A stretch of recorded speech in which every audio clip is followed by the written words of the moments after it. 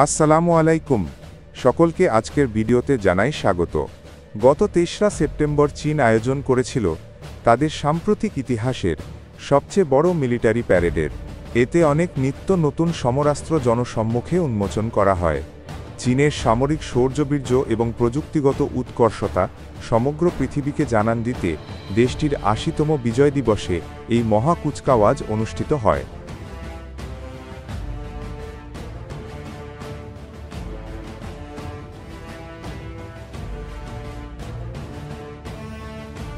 এই প্যারেডে অন্যান্য অস্ত্রের পাশাপাশি একটি নতুন ধরনের অস্ত্র নিয়ে অনেকের মনে কৌতূহল সৃষ্টি হয়েছে। ভিডিও শিরোনাম দেখেই বুঝতে পারছেন কৌতূহলী অস্ত্রটা কী হতে পারে।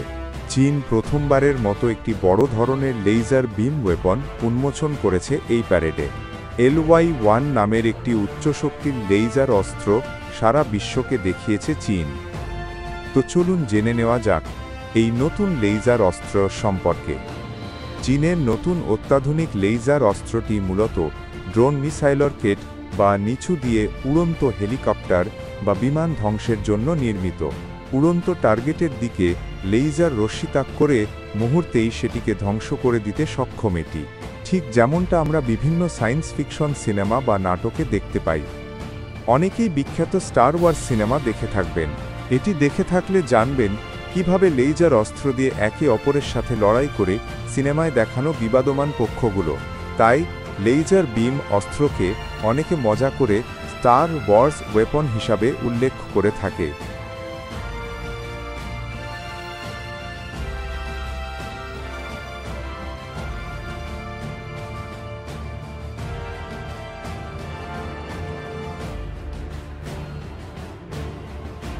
তো ফিরে যাই LY-1 লেজার অস্ত্রের কথায়। লেজার অস্ত্রের সবচেয়ে বড় সুবিধা হচ্ছে যে প্রচলিত আকাশ প্রতিরক্ষা ব্যবস্থার মতো এটিতে অত্যন্ত দামি ইন্টারসেপ্টর মিসাইল ব্যবহার করতে হয় না। শুধু বিদ্যুৎ সংযোগ থাকলেই লেজার অস্ত্র ব্যবহার করা যায়। ফলে তুলনামূলক অনেক কম খরচেই লেজার অস্ত্র ব্যবহার করা সম্ভব। LY-1 অস্ত্রটির মূল অংশ হচ্ছে একটি বিশাল গোলাকার অ্যাপারচার সিস্টেম। এই কাচের মতো অংশ থেকেই উচ্চ শক্তির লেজার রশ্মি বের হয়। সামনে পেছনে উপরে নিচে ঘোরানোর জন্য একটি মডিউলার টারেটের উপর অ্যাপারচারটি স্থাপন করা হয়েছে। অ্যাপারচারের আশেপাশে অত্যন্ত জটিল বিভিন্ন সেন্সরের উপস্থিতি লক্ষণীয়।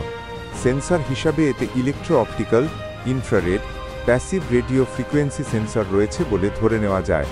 ইন্টারেস্টিং বিষয় হচ্ছে এই লেজার অস্ত্র দিয়ে কেবল শত্রুর উড়োযান নয়, বরং বিপক্ষ দলের সেন্সর এবং গাইডেন্স সিস্টেমকেও আক্রান্ত করা যায়। প্যারেডে চীন LY-1 লেজার অস্ত্রটি একটি ৮ চাকার বাহনে করে প্রদর্শন করেছে। তবে প্যারেডে ধারাভাষ্যকার নিশ্চিত করেছেন যে এটি স্থলভাগের পাশাপাশি যুদ্ধজাহাজে মোতায়েন করেও ব্যবহার করা যায়।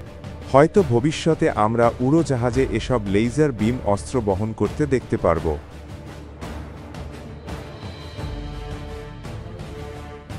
LY-1 ছাড়াও চীন উক্ত প্যারেডে আরও ২টি লেজার বিম অস্ত্র প্রদর্শন করেছে। OW-5 সিরিজের ২টি ভিন্ন অস্ত্র দেখানো হয়েছে। একটি হল OW-5A10 মডেলের লেজার সিস্টেম। এটি ১০ কিলোওয়াট বিদ্যুৎ শক্তি ব্যবহার করে লেজার রশ্মি ছুড়ে মারতে পারে। ডংফেং পিকআপ ট্রাকের উপর এই লেজার সিস্টেমটি স্থাপন করা রয়েছে। এই মডেলের বড় ভাইকেও প্যারেডে দেখা গিয়েছে। OW-5A50 মডেলের লেজার সিস্টেমটি আগেরটার তুলনায় অধিক শক্তিশালী। এটি ৫০ কিলোওয়াট বিদ্যুৎ শক্তি ব্যবহার করে লেজার রশ্মি মারে। এই সিস্টেমটি একটি ৮ চাকার ট্রাকের উপর স্থাপন করা থাকে। অর্থাৎ মোট ৩টি ভিন্ন ভিন্ন লেজার অস্ত্র প্রদর্শন করেছে চীন।